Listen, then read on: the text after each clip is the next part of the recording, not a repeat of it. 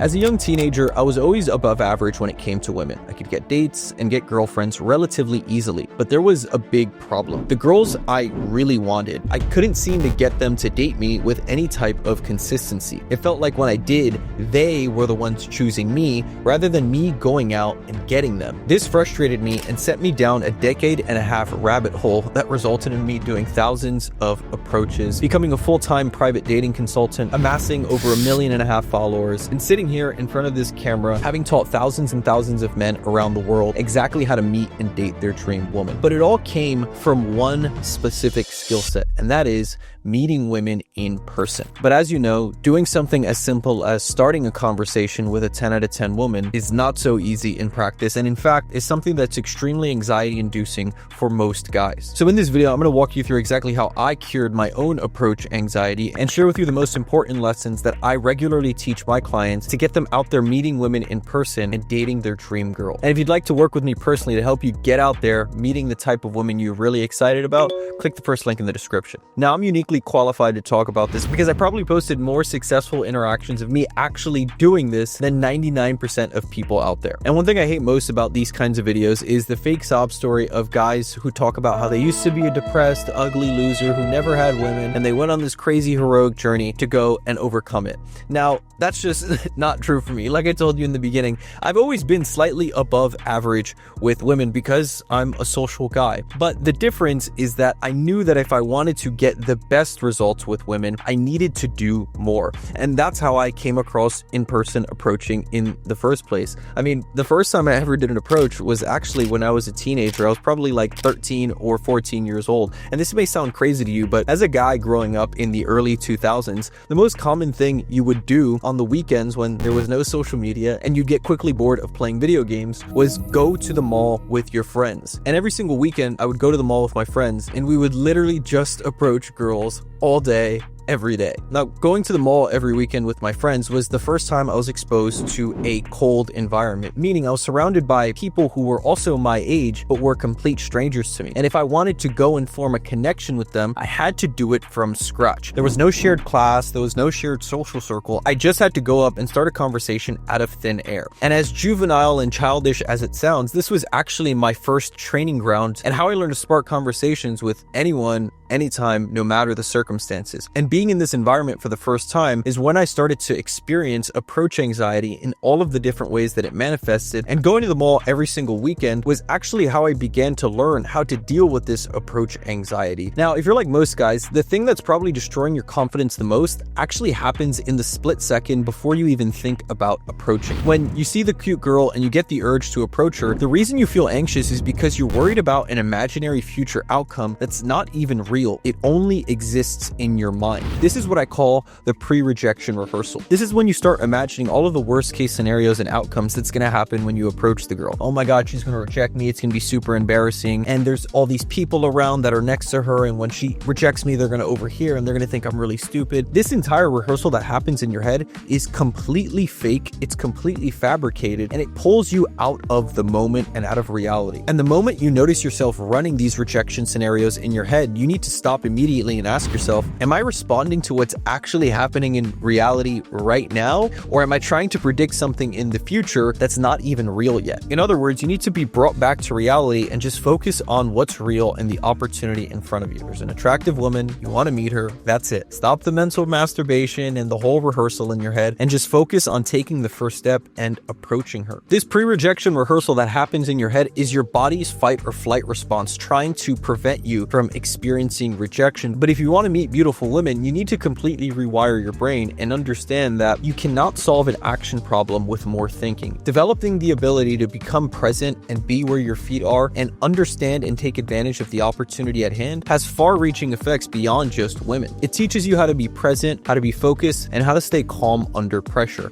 And a common misconception that 99% of men have is that they need to be prepared or confident to approach women, but this is dead wrong. Waiting to feel confident is like waiting for the stars to align. The only way you're going to feel confident is by number one, having a plan going into the interaction, and number two, being okay with any outcome. Now, an easy way that I got over this initially was by simply just having one specific opening line that I would consistently use in every single interaction, because it gave me one less thing to think about. The stress of doing an approach is already enough. I don't need to also add on top of that, what do I say? How do I say it? What's the right thing? This gives you one less thing to be anxious about, and it also gives you one thing to repeat in your mind as an affirmation. I'm gonna go up and I'm gonna say this. I'm gonna go up and I'm gonna say this. I'm gonna go up and I'm gonna say this. I'm gonna go up and I'm gonna say this. This allows you to work through the nerves and just focus on the thing that's gonna move you forward and get you closer to where you want to be, and that is taking the action. The biggest problem men experience in their dating lives, period, beyond just approaching, is that they wait for the right moment to make the move on the girl on the date. They wait till the perfect opportunity to execute the approach, and while they're waiting for the perfect opportunity, they let a good enough opportunity pass them by. As a man, not just with women or with approaches, but in life in general, you will almost never get perfect conditions. And if you wait around for perfect conditions, not only are you kind of a huge pussy, but you're also acting and living out of fear, because you believe that unless everything is perfect, you cannot execute and you cannot trust yourself to be okay no matter what. And that's why being okay with any outcome is such a superpower, because no matter what you do, you'll always get rejected by some women. You may not be their type, she may have a boyfriend, she may not be in the mood, or you just called her on the wrong day. And if you're the type of guy who finds himself constantly making excuses and waiting for perfect conditions, you need to understand that if you don't change this now, you'll keep living the same exact day on repeat. And that's way scarier than getting rejected. Because although you may feel like, oh, if I don't approach her one time, my life's not that different. I still have the same amount of money in my bank account. I still have a six-pack. My life is still pretty good. The cost of your inaction does have a price. And the price is you staying exactly where you are right now and never making any changes in this area. And that leads me to my next point, which is something I call the reverse spotlight effect. You're not just afraid of rejection, you're also afraid of how you'll look when you get rejected. This is a really common one. There's always a voice in the back of your head saying, what is everyone else going to think of me? But that spotlight you think is on you is completely imaginary. Everyone else is too busy worrying about their own problems to judge your approach. And even if they do hear your approach, they're going to forget about it 30 seconds later because you're just a random stranger on the street. You're no different than some homeless guy who asked for money or some guy who made a little bit too loud of a noise when he walked by. I want you to think about the last time you were in public. How much attention were you paying to random strangers around you? Probably zero. Yet when it comes time to approach a woman, you assume everyone else is laser focused on you. The truth is, nobody cares about your approach except you and the girl you're approaching. And even if you do get rejected, the few people who do see it will forget about it literally 30 seconds later. You need to stop letting your mind get hijacked by imaginary scenarios and opinions that don't exist. Because all this time you spend in your head worrying about looking stupid, you're actually being very stupid because you're holding yourself back and living in the imaginary. And there was a particular psychological shift that was really important for me that made approaching 10 times easier and honestly just getting what I wanted out of my life easier, and that is looking for the opportunity, not the excuse. When you see the attractive woman, most guys' default is to think about the excuse and why it won't work and why they shouldn't take the action because they're worried about the rejection, whether she has a boyfriend, if someone else is going to hear, whether they're going to look stupid. What if you instead flip that and look for the opportunity? What if this girl is my future wife? What if this girl is the next girl that I'm going to develop a relationship with? What if this girl is the potential mother of my kids? Or what if this girl responds very positively to me? Simply reprogramming your mind to look for the opportunity allows you to live a more action-biased lifestyle. And it also allows you to move through life with much more speed. And if you're a guy who likes making money or has any entrepreneurial bone in his body, you'll understand the importance of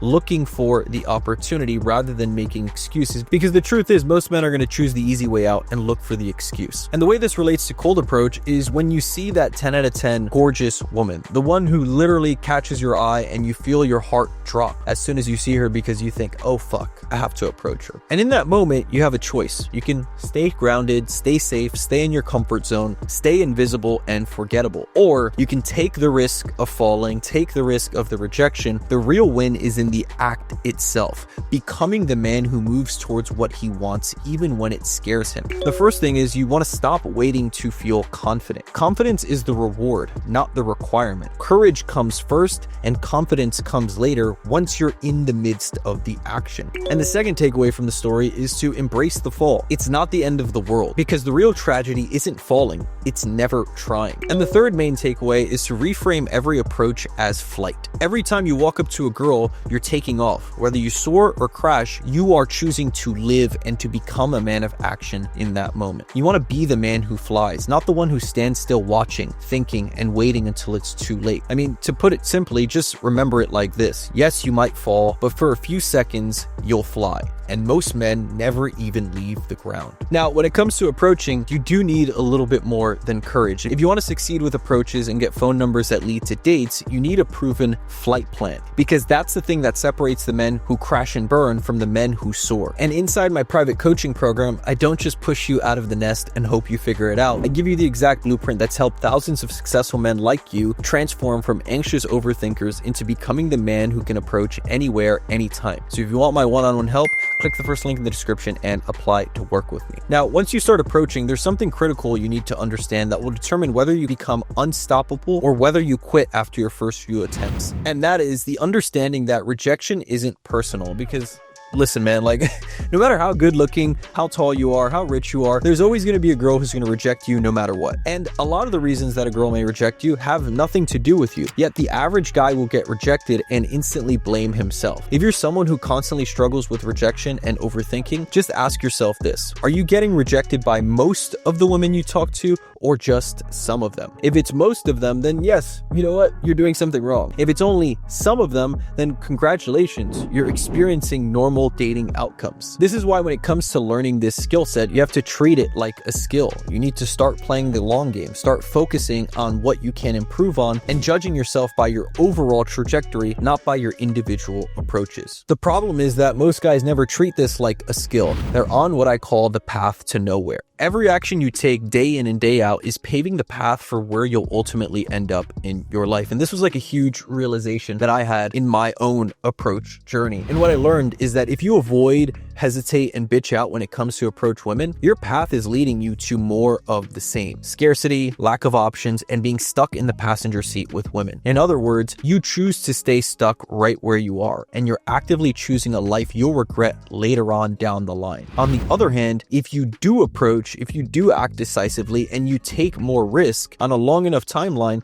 you'll be on the path to abundance, freedom, and higher quality options than 99% of men. Most guys want the reward without having to risk anything. They want to keep doing the same bullshit they've been doing for months or years and expect a different outcome. But the truth is, unless you have some skin in the game, unless you take some risk, you are never going to leave the path you're currently on. That's literally the definition of being on a path. If you want something different, you have to do something different. And when it's binary like this, the choice becomes crystal clear, because you're either paving the path for your future or digging your own grave. There's no room for confusion. Now, once you commit to taking action, there's still one really hard truth that you need to learn that makes a huge difference in your approaches. And this truth is actually what made approaching really, really easy for me. It's one of the biggest mindset shifts I've ever had. And that is the concept of the $100 bill. A big reason guys avoid approaching is because they feel like they're bothering the girl. But what if you instead imagine approaching a girl is like walking up to her and handing her a $100 bill? If you know you're a high value romantic partner with a lot to offer, giving her the chance to meet you is exactly the same as you giving her a $100 bill. The reason this is so hard is because most men aren't actually confident in their value with women. They've been burned by past experiences. They put women on pedestals and view themselves as beneath her. And this mindset is what kills all potential for attraction. This is why it's important to actually be a man with value, to be a man who's successful, to have your life together. I know a lot of the red pill bros say, oh, just focus on yourself, just make money and the girls will come, but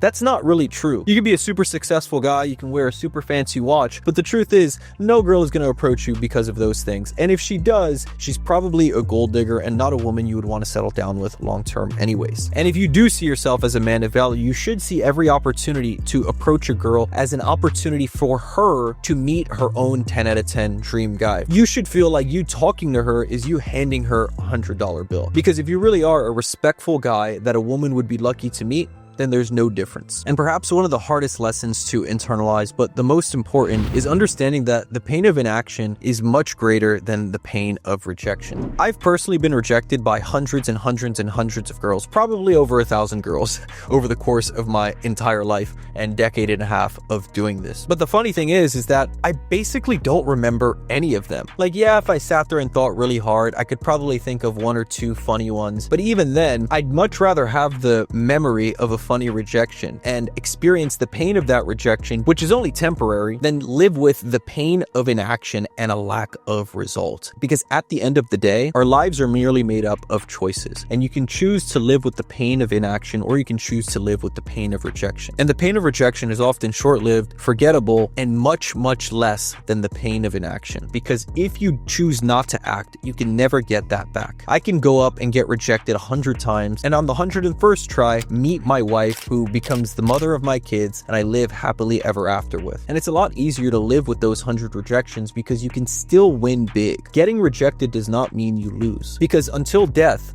all defeat is psychological. But the pain of inaction, that's something you can never get back. You can never get those opportunities back. You can never get that time back, and you can never get the compounding effect on your skills that you missed out on. And no matter what you do, that wasted time will always hold you back from where you could have been. So perhaps the most important reframe and the most important question to ask yourself is, which pain am I willing to live with? The pain of inaction or the pain of rejection? And if you're a man who's tired of living with the pain of inaction and you're wanting to get out there and meet women and you're tired of settling in your dating life, then I highly recommend you apply to work with me inside of my private coaching program. Every single week, we'll help you develop a game plan that matches your schedule to get you out there and meeting women every single week to develop this skill of approaching. I'll personally review and audit all of your approaches, and I'll even help you build out your dating profiles, your Instagram, and audit every single one of your text conversations from these approaches. So if you want to work with me personally and develop the freedom and abundance and the real life superpower that is the ability to meet women in person, click the first link in the description and apply to work with me. Otherwise, I'll see you in the next one. Bye-bye.